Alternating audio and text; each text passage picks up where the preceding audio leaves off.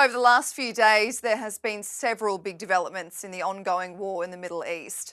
On Saturday, a 50-kilogram warhead detonated on a football pitch in Israel-occupied Golan Heights, killing 12 children between the ages of 11 and 16. The rocket was launched from Lebanon, but Iranian-backed group Hezbollah denied responsibility for the strike. But this attack prompted Israel to begin retaliation, launching a deadly strike on Tuesday on Beirut in Lebanon, killing Fuad Shukr, a senior official of Hezbollah, who also worked as a close advisor to leader Hassan Nasrallah. Within the same day, Israel assassinated one of the most senior Hamas leaders, Ismail Haniyeh, while he was in Iran visiting from Qatar as one of the ex political Hamas members who lead the group from there. While Israel's military has claimed to have killed Hezbollah's Fuad Shukr, it has not commented on its assassination of Hamas's Ismail Haniyeh. The developments of this conflict make it clear that the war is not slowing down anytime soon, a dissimilar sentiment to reports a few months ago that indicated the battle in Rafah would likely be the last fight between Hamas and Israel. Joining me now to discuss this is former British Colonel Hamish de Bretton-Gordon. Hamish, thank you so much for your time today. The last few days seems like so much has happened in the Middle East. Can you walk me through what has gone on and how significant these developments are? Well, I think it's not just in the Middle East, but also the others who are very involved in what happens there, not least the Russians. But let's look at what has happened in the last few days. I think most significantly is the assassination, undoubtedly by the Israelis, they've yet to admit it, of Ismail Haniyeh in Tehran. And it sends a hell of a message, I think, that the political leader of Hamas, who was under the protection of the Iranian Ayatollahs, was taken out with a precision strike in Tehran. And although the Ayatollahs are saying that there'll be retribution and they'll strike back, I expect it's had a profound impact on them. The last time they tried to strike back against Israel, fired 320 rockets and drones at Israel, and 99% of them never made it. But Israel then had a precision strike against some nuclear facilities around Isfahan.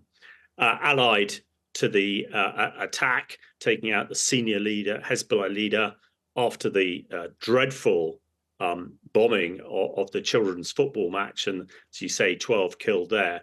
I think very significant as well is that President Assad of Syria was in Moscow last week, and no doubt, or certainly coming out of Moscow, he was there so that Putin could give him direction of what to do in the Middle East. You know, Putin says it's all about peace, but we know that's not the case. And the Syrians have often attacked the Golan Heights, and they might well be responsible for that attack on the football pitch.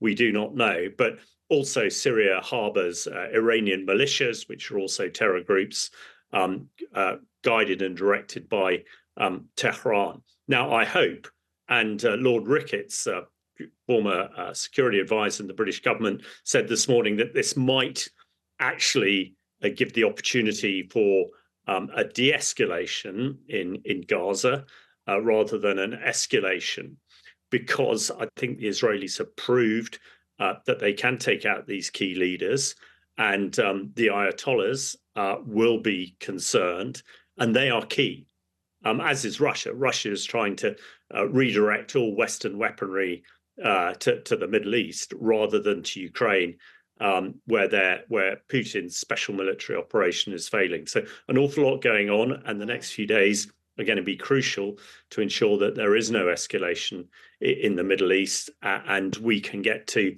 hopefully a cessation of hostilities in Gaza as soon as possible.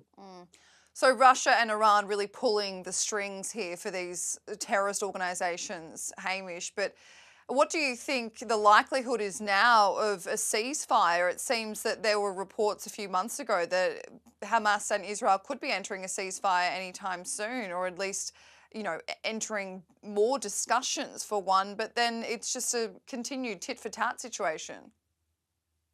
Well, absolutely. The sort of noise on social media and coming out of the media outlets in Tehran and Moscow and Damascus are really trying to to change the narrative.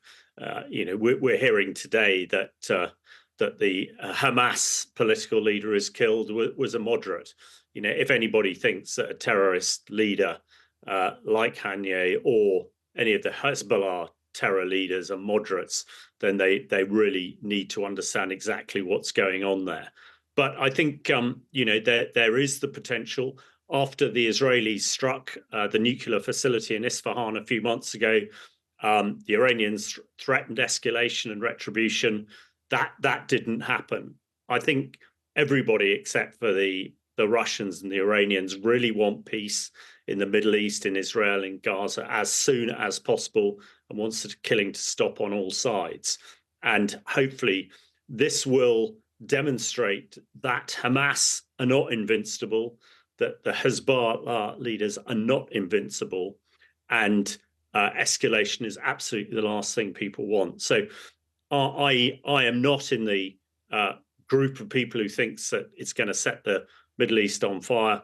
I think the converse, gives an opportunity for all sides to hopefully agree a ceasefire and to end the dreadful killings that we've seen in Israel and Gaza over the last almost 8 to 10 months.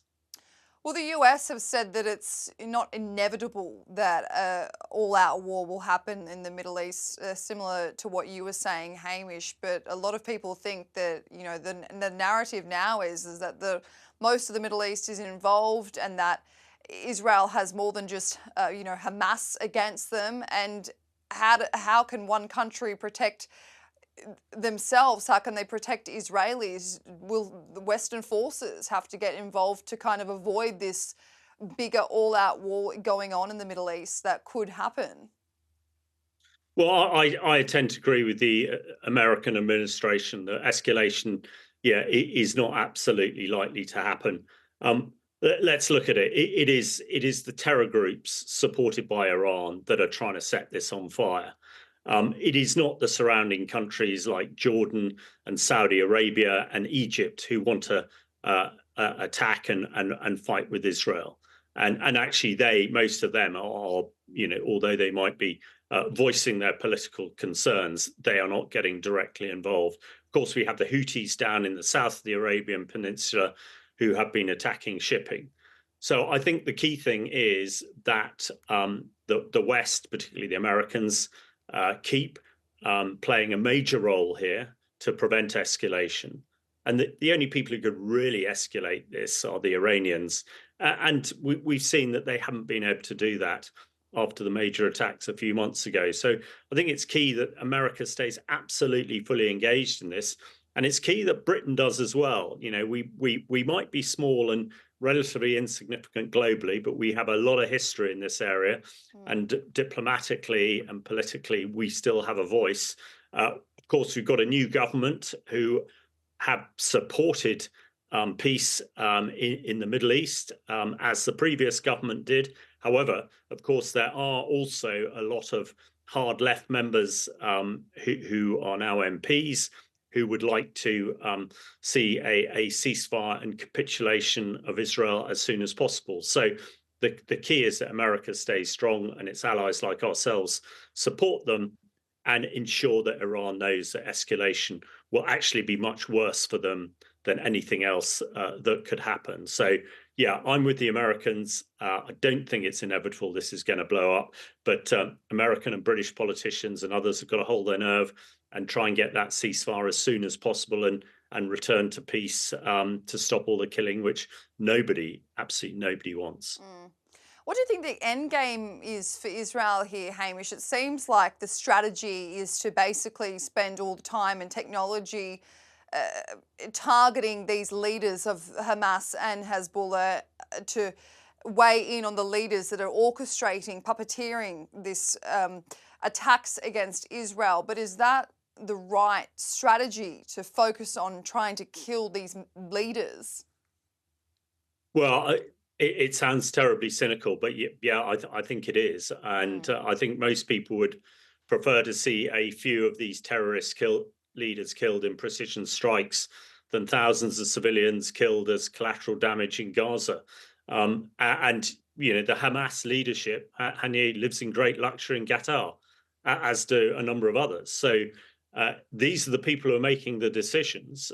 These are not the foot soldiers. They're not at the front fighting. They're sitting back in great luxury, putting these people to war. So I think with them, their direction and leadership taken out, actually, it makes the possibility of peace in the Middle East much more likely. It does sound desperate, but it strikes me as being actually the most effective way. I'm sure a lot of people are questioning, if Israel can kill the Hamas leader under the protection of the Ayatollahs in Iran, why are they creating so much damage in Gaza, trying to take out the foot soldiers? So, yeah, I would hope that this will be a successful way to bring peace to Gaza and Israel. Hamish, do you agree with the sentiment that Israel is fighting a defensive war while Iran's Hamas and Hezbollah and even the Houthis are fighting an offensive war? Oh, entirely. Yeah, absolutely. Iran has stated for many, many years and decades now that its sole sort of strategic political aim is the destruction of the Israeli state, and its proxies like Hamas and Hezbollah, the Iranian militias and the Houthis. That's exactly what they are paying and financing to do it, the destruction of Israel. Now, the escalation would be if Iran got directly involved itself, but the fact that it doesn't have nuclear missiles and the fact that conventionally militarily it is vastly overmatched by the US is preventing that. So yeah, absolutely, I think the aggressors are in this case the Iranians and its proxies, and Israel is defending itself. But I certainly don't defend everything that Israel has done in this war with Iran and its proxies. But if this tactic of taking out the leaders vexes and makes the Iranian Ayatollahs come to the negotiation table, then hopefully that is the quickest and least painful way to get peace in Israel, Gaza, and the Middle East. Hamish, just finally, what do you see will happen next in this, aggression between these Middle Eastern countries? Do you think that the retaliation from Israel will spark further aggression from Hamas and Lebanon and potentially Iran itself? Well, I think the key thing is, and certainly what the Ayatollahs in Tehran are saying is about retribution. But yeah, I'm with the American government and others to believe that actually that there is little that they can do that would have an effect. And we saw that after the attacks a few months ago. So yeah, I'm with Lord Ricketts. I hope that this will allow Israel to draw back its troops in Gaza and negotiate a ceasefire that is acceptable to all and fundamentally stop the killing. And, I hope, like everybody in the world, that this doesn't lead to an escalation and set the Middle East on fire. And, with cool heads in Israel, in Tehran, in Washington, and in London, hopefully we can come to a situation where we're talking about a ceasefire and rebuilding Gaza rather than the whole of the Middle East getting on fire. Hamish de Bretton-Gordon, thank you so much for your time today. Pleasure.